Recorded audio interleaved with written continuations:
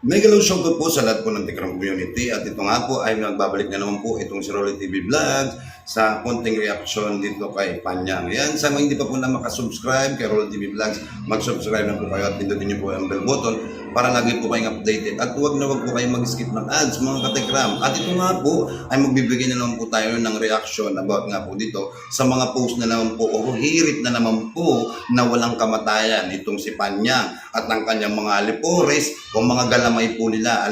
For example na lang po, itong mga kanyang galamay ay talagang ginagawa pong pulutan ang bawat ng post po ni Panyang, di ba? Pinupulutan po nila ang pamilya Malalasta sa, for example na lang po ang ating Tatay Tekram at ang Tek Poren, Tek June, di ba? Sa lahat po ng kanyang post ay talagang wala po tayong makikita. Ginusto po silang nangyari dito kay Batang Kargador o dito kay Dave, di ba? Talagang masasabi mo dito na talagang sobra ang galit po nila kay Tatay Tekram at ang lalong-lalo na po itong si Panyang ay sobra pong galit niya. Sa sobrang galit niya po ay dito niya na po dinadaan yung kanyang pagiging bitter dito sa social SOCMED o sa kanyang account na sa pagpo-post niya nga po. At ito nga po ang sinabi niya. Kita nila ang kalat daw si Kuya Biel. Pero hindi ako na maniniwala sa 2 months na ang nakalipas noon pa sana pinakita ninyo na yan. Pero imposible ang kalat. Hindi mo ako mapapaniwala dyan. So, hindi naman namin sinabi at hindi naman sinabi ni Tatay Tekram na paniwalaan mo. Basta ang kung ano ang nakita doon sa video o napanood natin o napanood mo na rin, for sure, alam ko 100% napanood mo yun. Nakita mo naman siguro kung gaano karumi o kung gaano kakalat, di ba? At yung mga damit niya po, yung pinagbisan niya po, di ba? O yung yung kulambo na talagang gamit na gamit, di ba? At isa po dito, nakita rin po yung pinagawa ni Francesca na mga sapatos na pangalan nga po ng babae o nung anak ng isang galamay, di ba? At yung pangalan nga po ni Dave, talagang nandoon pa nakaukit sa sapatos. Di ba? Ang sapatos, di ba, nakandun lang sa isang tabi. Tapos yung mga bag niya po, di ba, nandyan may aparador naman matuturingan, pero bakit hindi niya itaas o isabit yung kanyang mga gamit? Yan ba yung hindi makalat? Ultimo kanyang pinagbihisan nung lumayas siya, nung bago siya lumayas, nandyan lang sa sahig. Tapos masasabi mo na hindi siya makalat. Natural, nasasabi mo lang yan dahil hindi mo siya nakakasama sa loob ng bahay. Diba? Sa 5 taon ba nakasama mo ba siya? Siyempre ang Tekram o ang Manalastas family, nandyan sila. Araw-araw, minuminuto kasama nila yung bata o si Batang Kargador.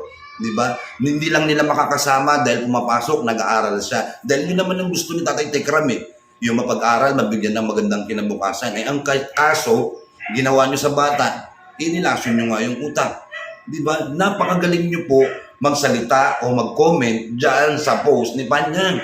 Kayong mga alipores o mga galamay, kung talaga may mga pinag-aralan po kayo, siguro naman, alam nyo naman, simula day 1 hanggang sa ngayon, hanggang sa paglayas nitong Batang Kargador na ito, ay nakita nyo kung paano siya makisalamuha. Diba? Natural, masasabi nyo yan dahil hindi nyo siya nakasama. Diba? Tapos ang galing-galing nyo, pinupulutan ninyo ang pamilya Manalastas sa inyong comment, sa mga comment ninyo.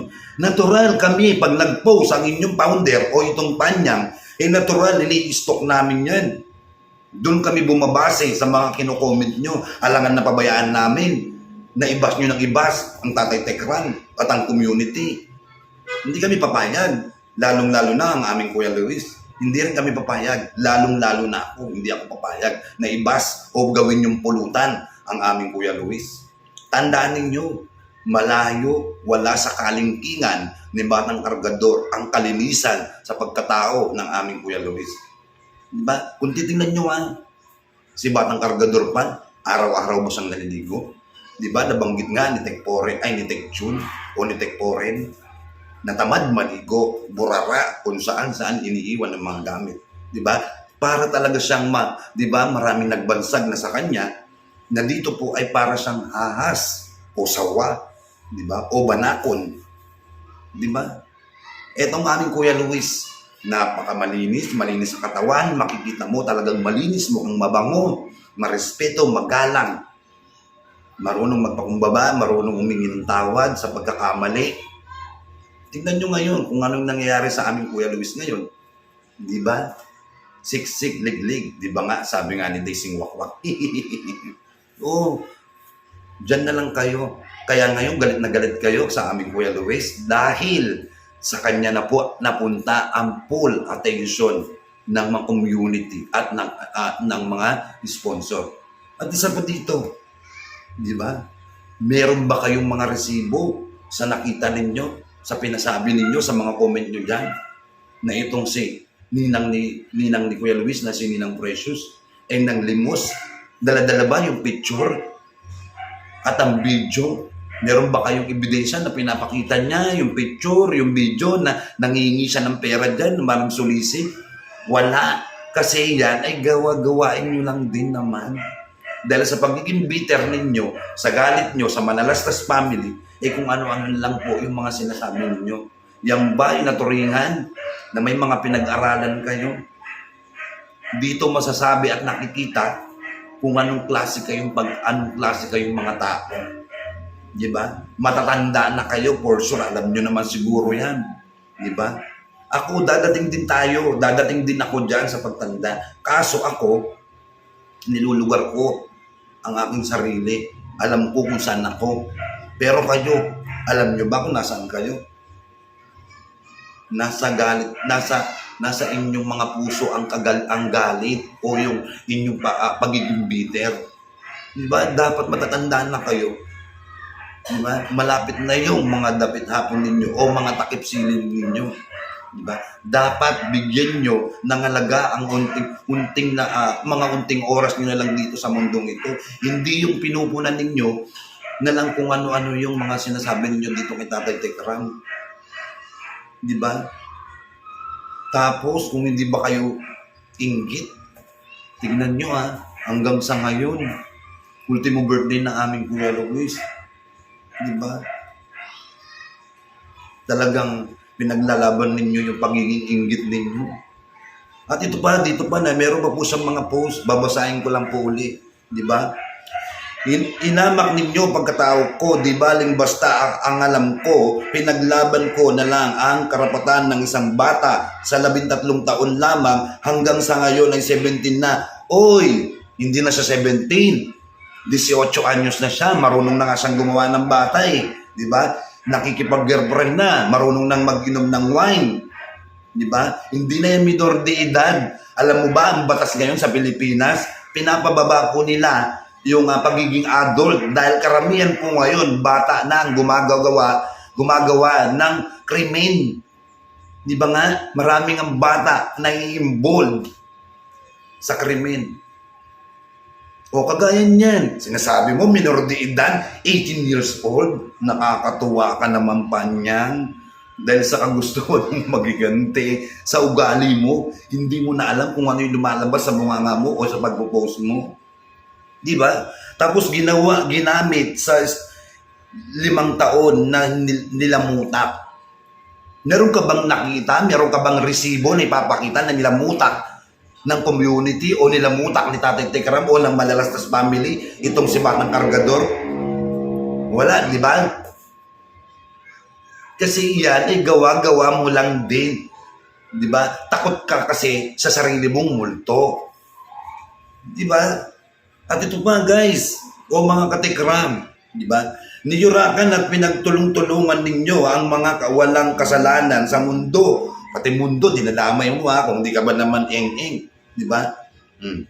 Mundo, mga puti ang mga puso at mga matitinong tao. Ngayon, masaya na kayo. Oo, kung tutuusin, kung sa'yo lang siguro, mapuputi siguro ang puso namin. Malinis ang puso namin. Malinis ang hangarin namin. Kaya nga kami nandito sa katotohanan Dahil pinaglalaban namin yung katotohanan, compare sa inyong mga wakwat na maiitim ang mga budhi. Di ba?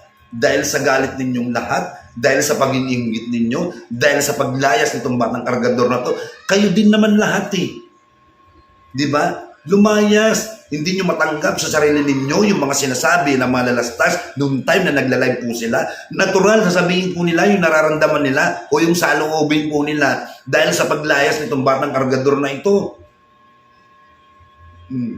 Di ba? Sa bagay, si Panyang hindi niya alam yung pakiramdam ng isang ama dahil wala naman po siyang tunay na anak. Dahil isa lang po siyang sumasampid dito sa batang kargador na ito. Siguro maniniwala pa kami kung mararamdaman mo ang pakiramdam ng isang ama kung meron ka sigurong totoong anak. Kaso wala eh. Sumasampid ka, pilit mong sinasama o kinakabit ang pagkatao mo dito sa batang kargador na to. Kahit na anong klaseng paglaban mo dyan, wala ka pa rin nanalalaytay na dugo sa batang kargador. Kasi dahil fake ninong ka nga. Diba? Ayaw mong tanggapin sa sarili mo na fake ka, impostor, unyango, igwa ka. Diba? Yun yung katotohanan dito. Diba? Lahat na lang pinupuna mo. Ultimo, yung paglalagay doon sa mga gamit niya, nakita mo naman siguro, kaya ka siguro nagagalit dahil lahat ng gamit na nabanggit doon ay sa mga nabanggit ni Tatay Tekram, puro kay MJ. Kaya ka siguro lalong natitrigger. Diba? Tapos doon sa mga narinig natin o napanood namin sa video, wala namang pinag-iinteresan si Tatay Tekram. Di ba? Binanggit pa niya, pinagpalang bata. Alam mo, maraming kabataan ang gusto ng ganyang buhay. Yung lahat nakukuha, lahat na natatamasan niya. Yun na lang eh. Yung pagdadrive o pagpapalipad ng private plane, isang malaking, na yun sa achievement mo sa pagkatao ng bata. Di ba? Pagdadrive ng sasakyan, ng kotse, ng motor. At isa pa dito, yung mga itinuro sa kanya ni Tek Jun. Tinuruan siyang magtumugtog ng gitara, ng piano. Diba? Lahat na lang ginawa para dito sa batang ito. Pero anong sinukulit niya? Sakit at sama ng loob sa pamilyang manalastas. Totoo nga yung kasabihan. Kapag nagampun ka ng bata, ay maraming mangyayaring hindi maganda pagdating ng panahon. So ito na, dumating na yung panahon, ito pala ang magiging kapalit ng pag-ampon o pag-adapt o pagpulot doon sa batang kargador dito sa Divisoria.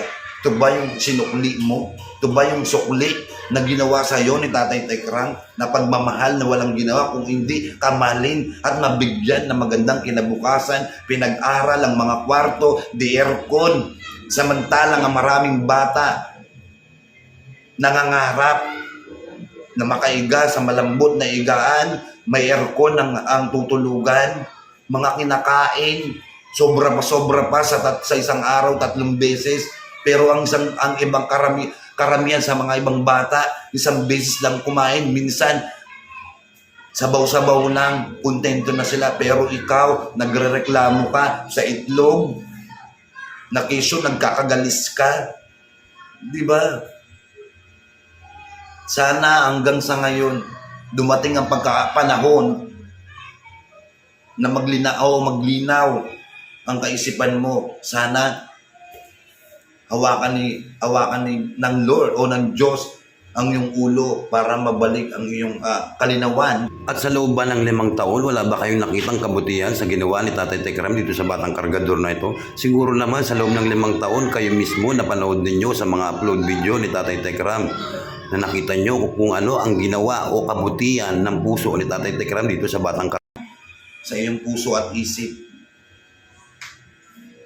So yan guys, maraming salamat po. Yan lang po ang ating mabibigay na sa ating reaction dito sa mga post na naman po ni Panyang, ni Stephanie at ng kanyang mga galamay na talagang ginagawang pulutan ang pamilyang malalastas dito sa post o dito sa comment section ng post ni Panyang.